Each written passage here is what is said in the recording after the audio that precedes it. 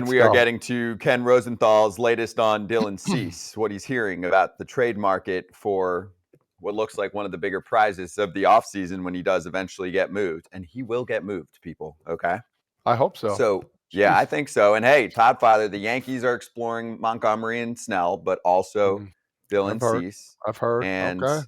the White Sox, according to Ken, are weighing offers. The Yankees and Orioles are among those to express sincere interest, according to Major League sources that briefed Ken on the discussions.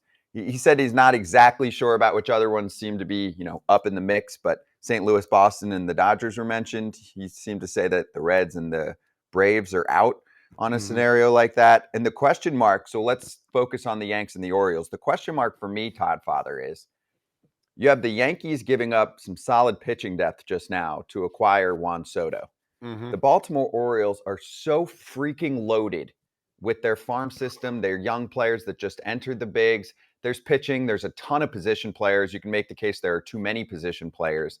If this is a battle between those two sides in a bidding war, I don't think it's even close. It's just a matter of aggressiveness. Do the Yankees feel a desperation point that they're not interested or can't connect with Montgomery and Snell, that they kind of unload another layer of prospects and I guess some pitching depth that they might need down the stretch this year versus an Orioles team that can easily beat them, but might be a little shy on giving up prospects because they're not going to be paying for players. So this is their advantage that they have in the depth department, that they can have a whole roster of players making $700,000.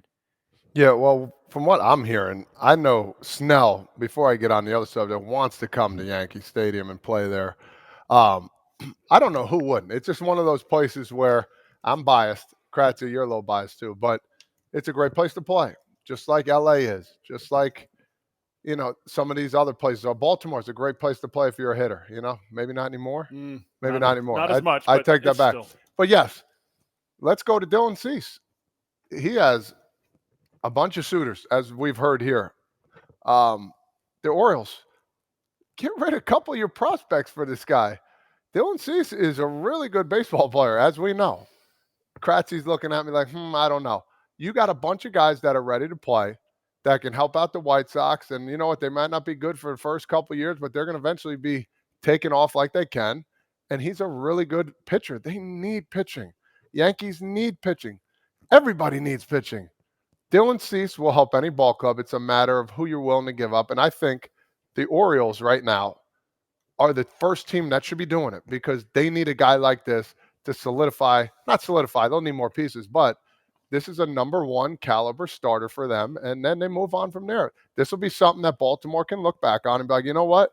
All right, we did our due diligence, and we got a guy here. Let's go on. Let's try and get over that hump, Kratzy. I don't know that Dylan Cease is a number one. I don't think he's not for the Orioles if he goes there. I don't think he's better than Bradish. I think if you're looking for a guy who is not only going to help Bradish get better, just speaking just on the Orioles, not on the Yankees. Sure. Burns is the guy. Burns is the guy. I think everyone's overhyping the 2 years that Dylan Cease is available. And I love Dylan Cease's durability. Burns gives you durability.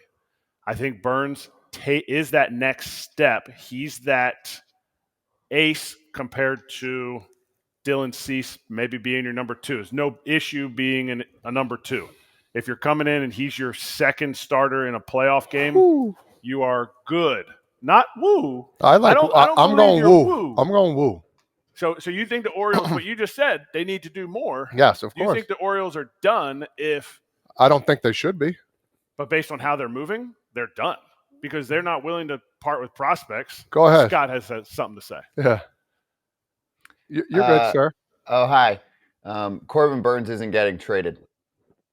Oh, why is that? He's just not. Robert Murray, friend of the show, came out yesterday and said it's looking very, very likely that he's not being dealt. You always have to weigh a player not being dealt versus a front office member leaking that to try and make it tougher to pry a player away, right? To try and boost an asking price. But I genuinely believe that Milwaukee is not going to do much to give them, a net positive this offseason, but I don't think they're stripping it down. I just don't think it's their style. I think that they're bitter about losing Counsell, and they won the division. So I don't think he is being dealt. Right now, all right, let's do this. Raise your hand if you think that Corbin Burnes will be on the Milwaukee Brewers on opening day. Okay, so now let's look at the trade market again. Unless you're paying $150+ million a year for a Snell or a Montgomery, and there's only two that are at that level, right? It sounds like Imanaga, for example, is a little scary for the Yanks because he's an extreme fly ball pitcher with low velo and also doesn't project to be a 1 or a 2. So you got two guys that could project towards the top of a rotation that cost a ton of money, or Dylan Cease for 2 years, $25 million. In 2022, his ERA was 2.02. He had some inconsistency last year. He had fucking terrible defense behind him with the White Sox last year. To me, it looks like a classic change of scenery, and he looks like the 2022 version again with a 2.5 ERA, just mowing hitters down with that slider. So I think he is a 1. Sure, if he joins the Orioles Krats and you want to say Bradish is 1, he's 2. He's still a 1. They just would have 2 1s, in my opinion. Agreed. Can't have 2 1s. 1A, 1B. 1 + 1 equals I have 2 1s. No, I hear you, and I said that when they traded Hauser. When they traded Hauser, they were, it was like, well, why would you trade Hauser and Tyron Taylor? Like, they essentially got rid of the amount of money that it was going to take to possibly give Burnes a raise in arbitration. So to me, that was the first step that I felt like they're moving in the direction to keep Burnesy. But there's other to me, like if you're the Braves, and I know this is completely outside the box, nobody ever does this, but I don't understand why we can't look at this type of thing. Everyone's talking about 1-year deals, okay? The Braves won the playoffs. Won the division last year. The Brewers won the division last year. All of a sudden, the Brewers, because they're a small market team, the smallest market team, they're looking to get rid of their ace. Why aren't the Braves looking to get rid of Max Fried and sign Jordan Montgomery? If they're not going to re-sign Max Fried, why is he not? Ready? Go ahead. Number one, they won't pay Jordan Montgomery $150+ million. That's not generally what the Braves do. You saw what they just did with Sale. They're paying him 2 years, 20. They don't do that. It's not in their DNA. They're not going to sign a pitcher like that off the market when they've got all these extension dudes. They tried to sign Nola. They're not going for Montgomery. And also, sure, I guess they tried to sign Nola. I don't know how real the offer was, but I heard it was close. I heard it was almost essentially the exact same thing, and Nola got that from the Phillies because he wanted to stay with the Phillies. Okay. But trading Max Fried, that hurts your team. I get what you're saying. You replace it with another dude that you feel good about, but I don't know. I don't see that. It's the same. It's the same thing. It's the same thing with the Phillies going after Yamamoto. We're gotten way off topic here because we're talking about Orioles. That's okay. This is why it's a great show. But we're talking about the Phillies supposedly made an offer at Yamamoto. Was that the money that they're going to try to give Wheeler? I'm not saying they're giving him $300 million, but it's one or the other. So what happens if you sign Yamamoto this year? If you're the Phillies, does Zach Wheeler become available to these teams? No. Or you have 3 guys. Everybody wants their team to have 5 of the best starters. Everybody's talking about the Dodgers right now. The Dodgers don't have anybody that's thrown over 25 starts in the last 2 seasons. That's why they need one.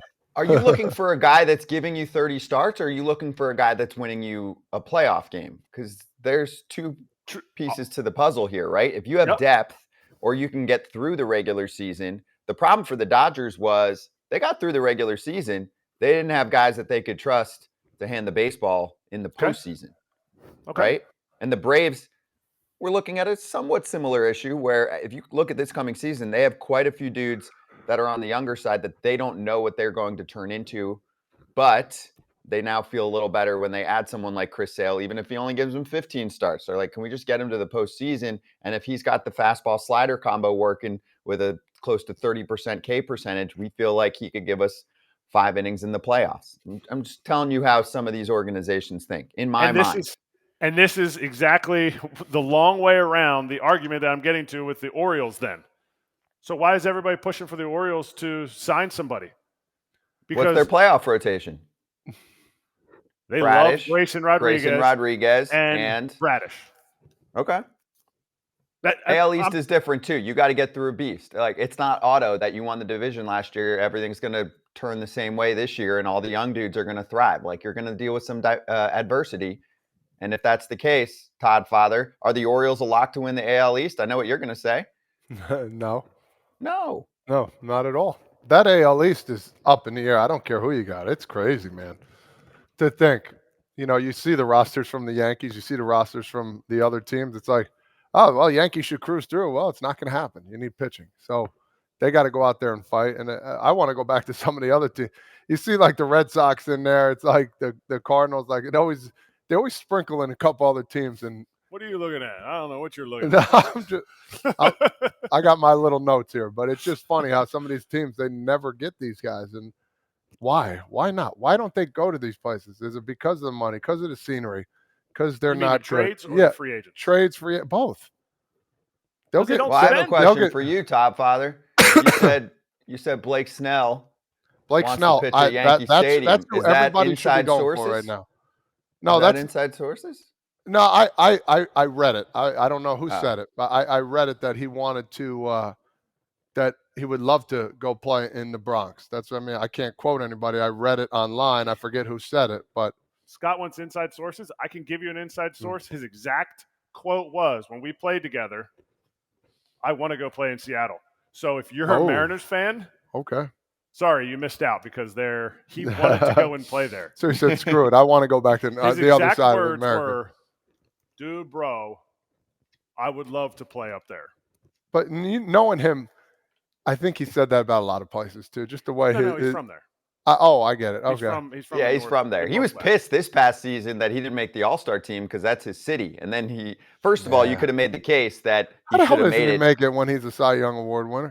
His second half was insane. He had a bad May. He made some switches, and he still had the numbers to get there. He just was like right on the outside. He wasn't like a lock, but he was close. And it made him a lot of money. All-Star game. Oh, right. But it also made him a lot of money. Why? Because he was pissed and he made some switches, and then he became the best pitcher in baseball. That guy any team should be going after him right now. I would. Him, Montgomery. I just don't understand why it takes so damn long, man. Scott's Boris's. Oh, that's who he has. Yeah, both of them. Snell has a 5.04 ERA entering May 30th. Made a start and then went on a run of 18 consecutive starts where he put together a 1.29 ERA. Oh, God. This is how Scott with Boras 10 walks a game. No, I'm just kidding. This is how he led the league he had the best ERA, the most walks, and the least hits per 9. He is a unicorn. And obviously was a strikeout machine too. But I think there was a point. Go ahead, Scott. Sorry, there was a point where you were looking at a slider and it was not working the way it usually did. And it made him, and he talked about this, it made him mix his pitches more. Slider comes back, felt better about the rest of his arsenal. Boom, he looked like he was on a different level. The question is, do you believe that there's consistency there? So we've seen it in the past. We've seen ups and downs. But does the walk rate from someone like him alarm you? Or do you feel like there's anything to his game that says, I'm not giving in no matter what? Rather walk the dude because I know I can punch out the next guy. No, it doesn't alarm me at all. As long as you're putting up zeros. You're putting up a 1.29 ERA. Whew. But he's asking, does it alarm you in the sense like that if you're a team that's going to sign him? Oh, do you steer away from that? No, I look at the long haul. I look at I look at the ERA because that's a big stat in baseball. The long haul would say you don't sign him then. So would you not sign him because he had one bad first half but one really great second half? No, talking about like his two Cy Young seasons. And I get it if you take anybody's 2 best seasons out, those seasons were elite. His two best seasons, you take them out, and you're talking about like Jack Flaherty type of ERA. So that steer like you or something. If you're the Yankees right now, would that be like, No, I love Yeah. everything that encompasses Blake Snell. Yep, I agree. But I know him as a Not- person, and teams don't know him personally Yeah. unless you were with the Rays, you were with when he first came up, or you're with the Padres. Agree. I think he's a great dude, and I think he's going to be just the same. He's not going to have. I don't know if he's going to have 1.29 ERA, but he's going to be. Why?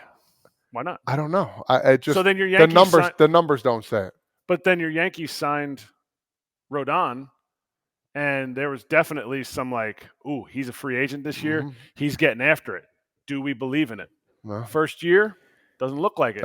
Dealt with some injuries, so that's why we're here and we're not there. Yeah, no doubt. that is why front offices have a really difficult job trying to figure that stuff out, because you're going to end up giving Blake Snell, I think, $180 million. Wow. Okay, but if you're a league average pitcher and you can eat some innings, and I know Snell doesn't eat innings like some other dudes do, but he mostly stays on the field at least. He just might not give you, consistent 6 2/3, 7 innings, whatever, although almost nobody does, right? You're still worth like $15-20 million as a pitcher on the free agent market, right? I mean, Frankie Montas just got $16 million, right? So Blake Snell, between those Cy Young seasons, his ERA plus, right, his adjusted ERA, 100th league average, was 104. He was still an above average pitcher. So he's still probably a $15 to $20 million pitcher if he's that. If he's anything like he was this past season, he's a $50 million pitcher. So do you think in a 7-year period, he can do that again, where he at least has 2 or 3 standout seasons that are worth 50, right? Mm-hmm. And then his league average for the other period of that time. Then he's worth it. I think so. I like him. I do too. And I like him anywhere. I think he can handle Yankee Stadium. He's pitched there 1 billion times. He can handle New York. He's a really good interview. He's opened up a ton. He cares. He's got a good build for durability. So I'm in. Scott, he had to put the interview part in there too. That's going to get you wins. Yeah. Hey, I'm busting balls. We all respect a good interview, don't we? We do. I do now more than ever. That's right. You're on the other side. You were one of those guys. We say, oh, Todd Father, we like him. Bro, you should, not to change subject, but trying to interview a kid after the Little League World Series, one of the hardest things you'll ever do in your life. Hey, man, you did great out there. 4 for 5. What were you seeing? I hit well. Like, all right. Well, what are you going to do after this, after you just won? Trade pins. Your mom's in the stands. They're so proud of you. What do you got to say to everybody back home? Thanks. Podfather, Back can I to make a request? You got to do something crazy. You got to think this year for Little League World Series, you have to have 1 or 2 things in your holster where you go, this is going to require a long answer, even if it's silly, right? I'm going to have to ask you. You're the man at that. I can help you. I'm going to say, you got to take me through 1 full level of Call of Duty, okay? Tell me exactly what you did play by play in that level, the best level of your life. He can't just say, oh, I did it well, right? Yeah. He's going to say, right. I was with this character and I took you through this. Might be completely irrelevant, but at least you got 30 seconds out of the kid. And we get to see Todd say duty on TV. That's all I want. So we can just cut that. So Frankie can just cut that and just read duty. That's good. I like it. That's Little League stuff right there.